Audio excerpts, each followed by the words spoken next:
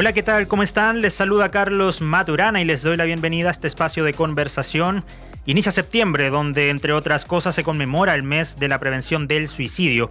Es por esto que estamos con Vania Martínez, psiquiatra infantil y del adolescente, académica de la Universidad de Chile y directora del núcleo Milenio IMAI. ¿Cómo está, Vania?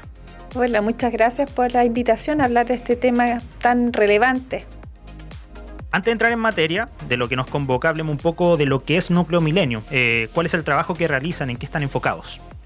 Bueno, el Núcleo Milenio IMAI es para objetivo de mejorar la salud mental de adolescentes y jóvenes. Es un centro de investigación de excelencia del Gobierno de Chile, financiado por la Iniciativa Milenio, que es del Ministerio de Ciencia, y ya llevamos 6 años de funcionamiento. Estamos prontos a finalizar nuestro periodo, que sería en diciembre, y hemos trabajado en distintas temáticas de salud mental, y uno de los grandes temas es el tema del suicidio y su prevención. En ese contexto, ¿existen grupos demográficos más vulnerables al suicidio? Sí, hay datos epidemiológicos que en general se repiten en los países en el mundo, que indican que, por ejemplo, son los hombres los que mueren más por suicidio, pero somos las mujeres las que intentamos más suicidarnos. También, por ejemplo, respecto a los grupos etarios, algo que se ha visto en nuestro país es que las tasas más altas, esto es en relación a la población, son en hombres mayores, incluso hombres mayores de 80 años. Esa es la tasa más alta que tenemos nosotros. Los jóvenes, que es el periodo que nosotros estudiamos en el Núcleo Milenio IMAI, adolescentes y jóvenes, están en riesgo más bien de intento de suicidio, pero sin duda que también hay gente que muere por suicidio en esas etapas de la vida, y es una de las principales causas de muerte, porque a esa edad es poco probable morirse de las cosas que se muere la gente más adulta. Entonces son accidentes, son homicidios, traumatismo y suicidio las causas más frecuentes. ¿Cómo está la situación en regiones? ¿Hay datos que nos puedan reflejar cómo enfrentan esta realidad las regiones de nuestro país, que por lo general es un análisis que se hace de manera muy centralizada? Mucha gente olvida quizás la realidad de las regiones. ¿Cómo están actualmente en este tema? Claro, específicamente en suicidio hay una mirada de regiones, o sea, sí es muy importante. De hecho, el Programa Nacional de Prevención del Suicidio, uno de sus componentes es que se establezcan mesas de trabajo que son regionales e intersectoriales, o sea, en las cuales no está solo el sector salud, sino que también hay representantes de distintos sectores que están involucrados en la temática. Eso es porque no es la misma realidad en las distintas regiones, y nuestras estadísticas, por ejemplo, nos indican que regiones más hacia el sur de Chile tienen tasas más elevadas y regiones más al norte tienen tasas más bajas de suicidio. Pero en cantidad de personas que fallecen por suicidio se concentra en donde también se concentra la población, como en la región metropolitana, ¿cierto? Las ciudades grandes. Algo que siempre me preguntan es si cuánto influye el clima en esto, ya que yo me referí a una diferencia entre las regiones del sur y del norte. Algo influye, pero no es el único factor, ya que, por ejemplo, en la región de Magallanes, que está más al sur que otras regiones, como en la región de Aysén y de la Araucanía y de los ríos y de los lagos, tiene tasas que no son tan altas, ¿ya? Entonces no es exclusivamente el clima. Y por otro lado, el mes del año donde tenemos más muertes por suicidio es enero, ¿ya? Entonces, por lo tanto, no es solo también nuevamente la falta de luz solar o el clima lo que puede influir en el riesgo suicida. Perfecto. La vida dentro de sus complejidades en común es distinta en regiones. En este contexto, de hecho usted lo nombraba en su anterior respuesta, ¿hay cambio en algunas recomendaciones en tema de salud mental dependiendo del lugar donde se encuentre la persona? Yo diría que en general las recomendaciones son bastante universales, ya como por ejemplo para cuidar una buena salud mental es muy importante que tengamos vínculos, que confiamos en las otras personas, que nos preocupemos de las otras personas, y eso también ya con la época actual en la que estamos viviendo, está cada vez más difícil. Muchas veces somos más individualistas, tenemos muchas tareas que cumplir en el día y a veces dedicamos poco a la construcción de vínculos cercanos y de preguntarle a las otras personas que nos rodean cómo estás, te puedo ayudar en algo. Entonces eso sería como bien universal, ¿ya? Diríamos que en alguna región de nuestro país la gente es más cercana, quizás en los sectores rurales, ¿ya? Puede ser, ¿ya? De hecho, es un gran factor protector el que uno a veces hace un recorrido y te encuentras con una persona y te invita a su casa, ¿ya? Está esa confianza. Pero hay más soledad también en los sectores rurales también, ¿no? Claro, en relación a los sectores rurales, por eso probablemente el que llegue alguien de afuera le hace invitarlos, digamos, como ser bienvenido. Pero también es verdad que hay más distancia entre las personas y a veces, claro, hay también mayor soledad. Algo que también ocurre, que son factores protectores, son el tema de la calidad del sueño que tenemos, ¿ya? Entonces, si es que vivimos en lugares que son muy luminosos, aparte de las pantallas, que también ya es un gran problema, ¿cierto? El uso del celular o el estar viendo televisión o series hasta muy tarde, que puede influir en la calidad del sueño. También el vivir en sectores que tienen mucha luminosidad o mucho ruido ambiental que puede dificultar el sueño, también puede ser un factor negativo. Perfecto. Hablando de factores y haciendo como un resumen para la gente que nos está escuchando, ¿cuáles son los factores de riesgo más comunes que pueden llevar a una persona a considerar el suicidio? Sé que son realidades diferentes dependiendo de cada uno, pero ¿cuáles son los factores más comunes que uno puede llegar a ver? Claro, ahí lo primero que tenemos que decir es que el suicidio es multifactorial. Entonces, si bien a veces uno puede identificar un factor que fue muy relevante y tal vez fue el factor que hizo la diferencia en algún momento, como puede ser, por ejemplo, una situación de mucha humillación o una pérdida de trabajo o de estatus laboral, una pérdida de una relación afectiva, ya pueden ser factores desencadenantes. Hay otros factores que influyen. Uno de ellos, de los más importantes, es el tener algún problema de salud mental. Los más frecuentes que se relacionan son los trastornos del ánimo, el trastorno depresivo y también el trastorno afectivo bipolar. También la psicosis, la esquizofrenia, trastornos de personalidad asociados a muchos problemas de impulso y el consumo problemático de alcohol y otras drogas. Son dentro de los cuadros más frecuentes. Y un gran factor también predictor como de mayor riesgo suicida es el que alguien ya haya tenido un intento de suicidio. Ya a veces existe el mito que la gente dice, bueno, si alguien se quiere suicidar, se suicida a la primera. No es así. Gran parte de las personas que se han suicidado han intentado previamente con algún método y es un factor de riesgo que haya ocurrido eso. ¿Cómo podemos intervenir de manera efectiva en estas señales o factores que quizás son más visibles en nuestro círculo más cercano, ¿no? Porque a veces nos topamos con estos problemas, problemas de salud mental en nuestros seres queridos, por ejemplo. ¿Cómo logramos intervenir de manera efectiva con el fin de que esta situación se prevenga? Claro, hay señales de alerta. Algunas son más indirectas, como por ejemplo darnos cuenta que esa persona que conocemos está cambiando, está más retraída, se aísla, está más desganada, con menos energía, quizás tiene cambios en el sueño, en el apetito, no está funcionando del todo bien, ya nos preocupa esa persona, no, la vemos que no está bien, ya, y es algo como casi uno dice de guata, no veo que esa persona esté bien, algo le está pasando, ¿cierto? Esas son señales de alerta más indirecta y que la forma de ayudar a esa persona es acercarse a ella y preguntarle porque tú me importas, porque te quiero, creo que te puede estar pasando algo, ¿quieres contarme lo que te pasa? Y ahí empezar una conversación.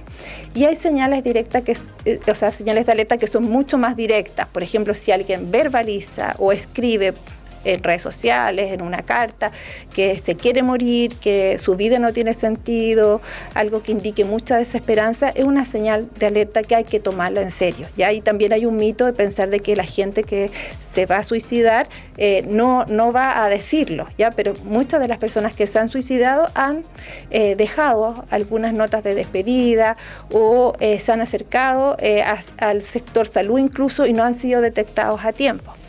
Entonces, en ese caso, ¿a qué es lo que llamamos? A que las personas escuchen a sus seres queridos, que los ven con esta preocupación, no tanto a proponerles soluciones, porque es como algo innato que surge en nosotros, como si tú me dices, tengo un problema en mi trabajo, y yo al tiro tratar de decir, podrías hacer esto, esto, esto, otro, sino que más bien escuchar a la persona, validar sus emociones, no juzgarla y directamente poder hacer preguntas que nos indiquen si esa persona está en riesgo o no. ¿Cómo está tu estado de ánimo? ¿Cómo te sientes? ¿Has pensado en que sería mejor dormir y no despertar? Hay unos entrenamientos que pueden ver en la página IMAI, que tenemos unos cursos dirigidos a público general y ciertos videos para que también aprendan cómo ir haciendo esas preguntas.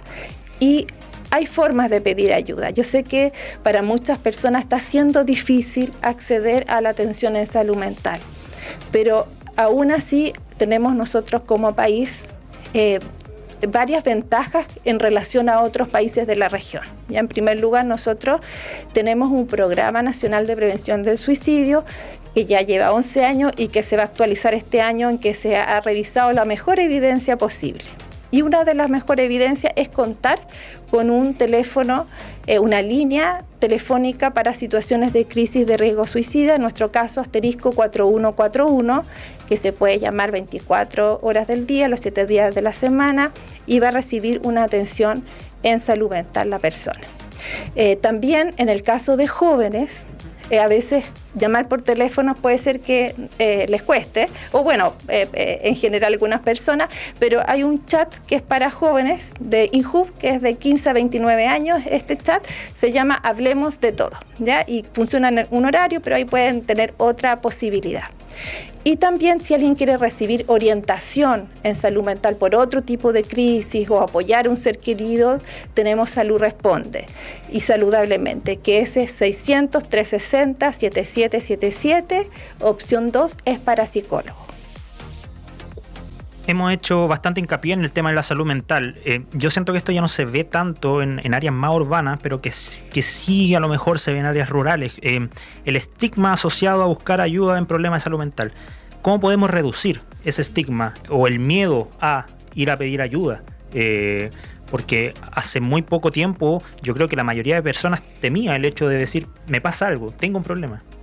Hemos avanzado harto en eso y muchas personas están teniendo acceso, y dentro de las ventajas comparativas con otros países, por ejemplo, nosotros tenemos equipos psicosociales en la atención primaria, ya también tenemos equipos psicosociales en gran parte de los establecimientos educacionales, entonces estamos acercando la salud mental a las personas.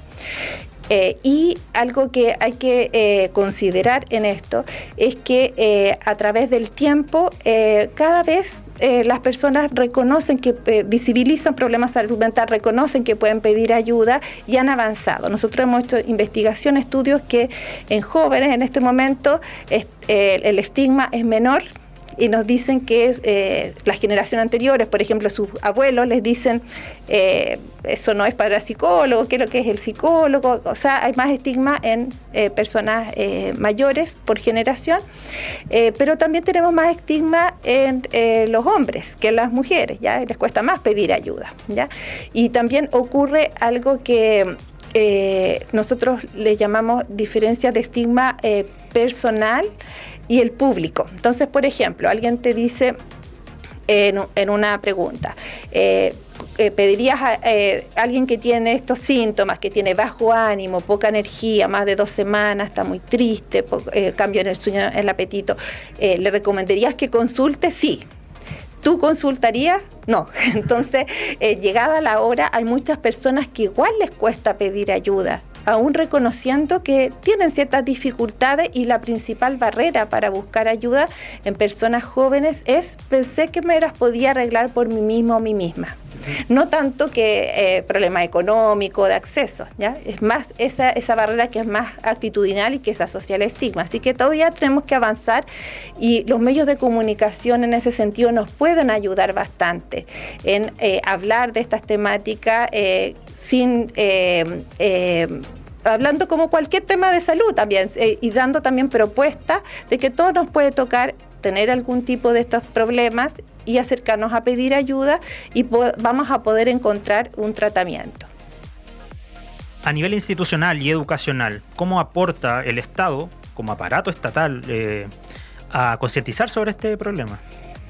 Sí, dentro de los componentes que tiene el Programa Nacional de Prevención del Suicidio está de forma muy relevante los establecimientos educacionales y de hecho hay un mandato para que, por ejemplo, los colegios y los liceos tengan sus propios protocolos de actuación frente al riesgo suicida. Existe una guía de recomendaciones para los establecimientos educacionales para la prevención de la conducta suicida que se hizo en conjunto el Ministerio de Educación y el Ministerio de Salud. Y ahí da ciertas directrices, cómo se puede abordar esta temática, pero cada establecimiento lo tiene que también contextualizar en su propia realidad. Y de hecho es muy diferente una escuela en un sector rural que no tiene quizás tan cercano un centro de salud que cuente con profesionales de salud mental a un sector urbano. Y entonces sí, por eso es la importancia de la visión regional y de estas mesas regionales. ¿Qué mensaje darías a alguien que está luchando con pensamiento suicida? ¿Cómo pueden mantenerse proactiva en el cuidado de su salud mental? ¿A quiénes pueden acudir las personas que están en esta situación? ¿Hay fondos de ayuda? ¿Algo más inmediato en lo digital? ¿Teléfonos? ¿Correo electrónico? ¿Redes sociales? Sí, bueno, varios mensajes podríamos dar, ¿ya? Nosotros, por ejemplo, tenemos una aplicación para celulares que se llama Cuida tu Ánimo, que es para adolescentes y jóvenes, pero también le puede servir a otras personas de mayor edad, que parte con algunas preguntas y de acuerdo a esas preguntas te orienta lo que debieras hacer. Si estás en riesgo suicida te va a decir cuáles son los canales para pedir ayuda, ¿ya? Es una alternativa. Para nuestra población en Chile contamos entonces con este teléfono que lo vamos a reiterar, que es el línea de prevención del suicidio, que es el asterisco 4141, importante poner el asterisco, y ese teléfono tiene como lema no estás solo, no estás sola, ¿ya? Y ese es el mensaje que le queremos dar a la población. Tú puedes estar pasando por un momento en que no estás bien, en que sientes que todo te abruma y como salida quizás estás viendo solamente una, que es el suicidio, porque quieres dejar de sentir un dolor, te sientes sobrepasado, un dolor psicológico, pero existen otras salidas, existe gente que puede ayudarte y que te puede acompañar. No estás solo, no estás sola, asterisco 4141. Y también un mensaje para las familias, para las comunidades, en el trabajo, en la educación. Conversemos más con las otras personas, preocupémonos de cuando alguien necesita alguna ayuda y ofrezcamos nuestra ayuda también. Más oreja que hablar, digamos, ya, o sea, eso creo que también es relevante, que podemos escuchar. Una población que nos preocupa bastante justamente son los jóvenes, que hemos visto también ahí unas situaciones de riesgo. Y a veces los jóvenes también por su periodo etario se distancian de las personas adultas. No seamos invasivos, necesitan su espacio, ellos a veces necesitan estar en una pieza sin personas adultas, pero sí estemos ahí presentes, porque las personas que pueden confiar en las personas jóvenes son las personas que están más cercanas, incluidas sus padres. Perfecto.